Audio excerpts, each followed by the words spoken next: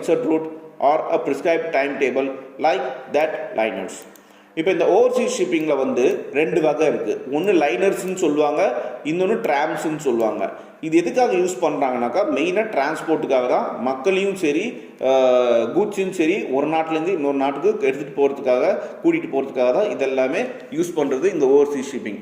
இது இந்த லைனர்ஸில் பார்த்தீங்கன்னாக்கா இது ப்ரொஃபஷனலாக இருக்கும். இது வந்து ஒரு பெரிய கார்கோ மாதிரி இருக்கும் உங்களுக்கு. அதில் வந்து பேசஞ்சர்ஸையும் கூப்பிட்டு போவாங்க, இது பொருளும் எடுத்துகிட்டு போவாங்க, கூட்ஸும் எடுத்துகிட்டு போவாங்க. இது ரெகுலரான ஒரு ஷிப்பிங் கம்பெனி நடத்துகிற ஒரு எப்படி நம்ம வந்து பஸ் ரூட்டெல்லாம் இருக்குது. நம்ம அந்த பஸ்ஸில் போனோம்னாக்கா கரெக்டாக டெய்லி அந்த டைமிங் வந்து அந்த பஸ் அங்கே இருக்கும்.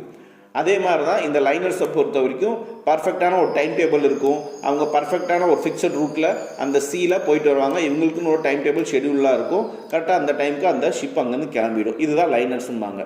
இதே ட்ராம்ஸ்னு இன்னொரு வகை இருக்குது. இந்த ட்ராம்ஸ் பார்த்தீங்கன்னாக்கா எப்போ அவங்களுக்கு வந்து கூட்ஸ் ஒரு ஷிப்பிங் வருதோ, ஒரு நாட்டுக்கு இந்த ஒரு கூட்ஸ் எடுத்து போகணும் திடீர்னு ஆர்டர் வந்துச்சுன்னா அப்போ தான் அந்த ட்ராம்ஸ் எடுப்பாங்க. இது ஷிப் மாதிரி தான் இருக்கும்.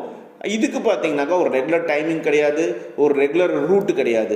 ஸோ அதுக்கு வசதியான டைமிங்கில் அது கிளம்பும், அதுக்கு வசதியான ரூட்டில் தான் அது போகும். ஸோ இதுதான் டிஃப்ரென்ஸ் இந்த லைனர்ஸ்க்கும் ட்ராம்ஸ்க்கும். இது வந்து ஓவர்சீஸ் ஷிப்பிங்கில் வருது.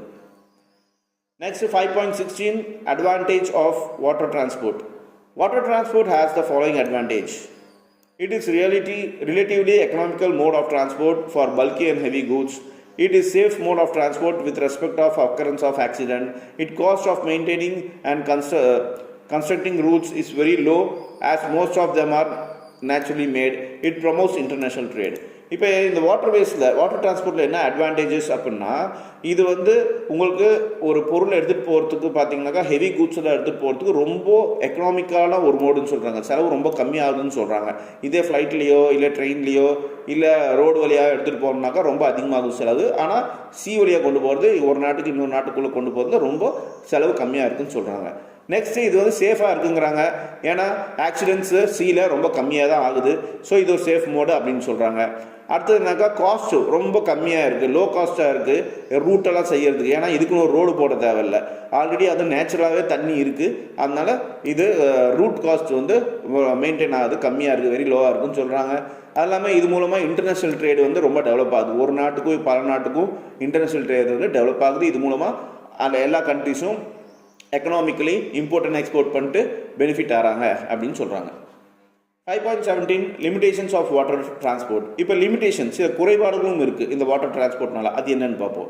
த depth and navigability of rivers and canal vary and thus affect